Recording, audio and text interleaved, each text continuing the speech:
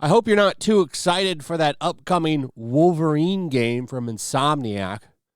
I think that game is going to be just a little bit worse than some of the stuff in Spider-Man 2.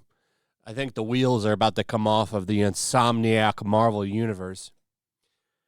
Learning the Law over on Twitter found this and posted it. Yes, this is the narrative director for the Wolverine game, the person that's crafting the story, liking some interesting tweets over on Twitter about how you can't be racist towards a certain group of people. Here's one of the tweets liked. You can't be racist to white idiots like yourself, but you can't be racist to white non-idiots either. You can't be racist to whites, period. And she says, some of you don't seem to understand how narrative consulting on games works, but don't worry, I do. Yes, this is about Sweet Baby because I've worked with the team and they are one of the finest in the biz. So, yes, Sweet Baby definitely putting their influence all over that Wolverine game. Big defenders of the Sweet Baby narrative. That's what the Insomniac team is out there doing right now, which shouldn't surprise anybody because Sweet Baby had a big hand in Spider-Man 2 story, which is why that game's story is a piece of shit compared to the first game. So, yeah, the Wolverine game, already screwed. I plan on skipping it. Spider-Man 2 took a lot of good faith that people had and pretty much shit all over it. So it'll be really fun to see how well Spider-Man 3 sells, if we even get one, because Spider-Man 2 lost money. I think that's pretty fair to say, especially considering the fact that it had a $300 million budget, and I don't think that includes marketing. So that game probably didn't make money. Alan Wake 2 didn't. And, you know, I laugh and say, good. These AAA games, with as much as they cost, when you want to bring in all this woke bullshit, you deserve what you get when it comes to sales. By the way, Sweet Baby detected over 200,000 followers now over on Steam. Pretty impressive. Pretty impressive. Though the group where you can go and have discussions, that's a different thing. So there's the curator right here, and then there's also a group that's being attacked by Steam and might get taken down. We're going to go over that. But the big news that came out yesterday was, of course, Kotaku rushing in to defend Sweet Baby Inc., lying too. We're going to go over one piece of it right here and talk about it. Last month, one of the company's consultants that's talking about Sweet Baby Inc. discovered a Steam group dedicated to detecting games that Sweet Baby Inc. has worked on. The purpose? To encourage people to avoid those games because the group has deemed SBI and pushing a woke agenda by working towards greater diversity, equity, and inclusion. The group has now over 100,000 followers. No, it has over 200,000 followers. But this is what's funny. This article doesn't include the meltdown that Twitter employee, that Sweet Baby Inc. employee had on Twitter, and how that employee tried to get it reported and tried to get it taken down, tried to get the owner of the curator taken down, wanted his account taken down because it was valuable to him, because he loved his account, had thousands of dollars worth of games on his Steam. So he wanted to punish him by having his account removed and tagged Steam, and got a shitload of backlash for that. So that person left social media. And, of course, guess who's the victim? The person that wanted to report everybody. Naturally, right? That's how these articles go. This article is full of lies in one side of the story.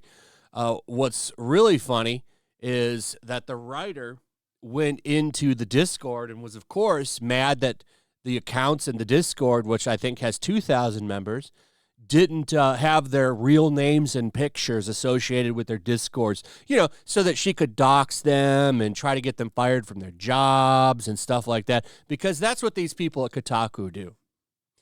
Because, of course, naturally, if anyone would like to chat about this Discord and the Steam page, let me know. Thanks. Is there a reason why many of you don't have your names, pictures associated with your accounts on here? Naturally, right? Naturally. This is from Learning the Law again. Great account. Here's from Sophia Narwitz.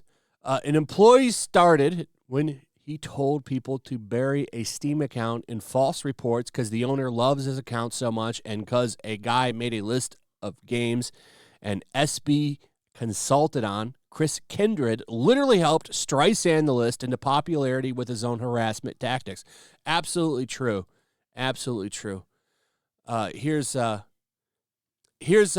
quote from that article. It's employees that faced rampant harassment as a direct result, and doesn't talk about exactly what Sophia Narwitz says right there, that employee Streisand this whole thing by acting like an ass and trying to get that account taken down. Here are the receipts.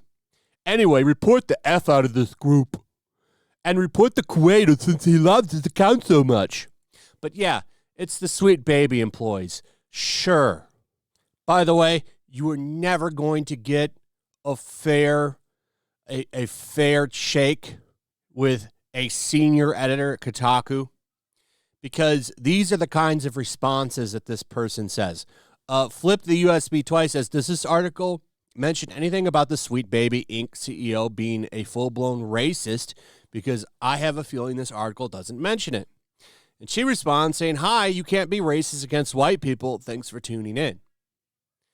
And then Valiant Renegade comes in and says, thanks for clearly illustrating the exact stupidity of DEI and why blackmail companies like Sweet Baby Inc. are a cancer on business environments.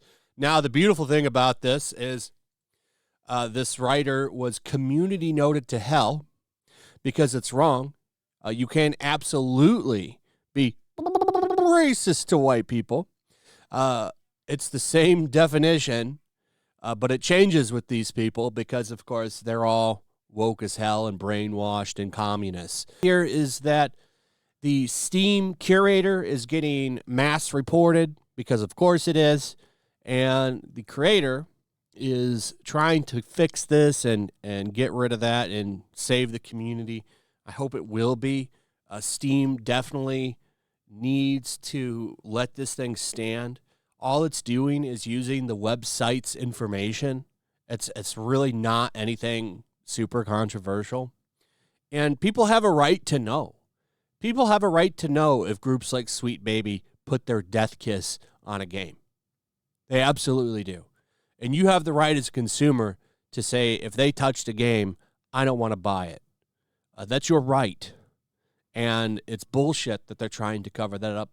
But of course, these companies are going to do what they can to exist. A Sweet Baby is likely done, even though all these groups are coming out trying to defend them and saying that they don't push an agenda, even though they do. The reason they exist is for companies to get DEI, ESG points. That's why they exist. They're there to try to grift on that and tell companies that, we can help you get those points and that little investment money. That's the reason they exist. And naturally, all these journalists who don't even have a fraction of the power that they had when Gamergate was a thing are running in here trying to fix it, even though they've lost all credibility. So it's really funny to watch them squirm and lie. Nobody believes them anymore. But this is exactly what I said was going to happen. So Kotaku comes out.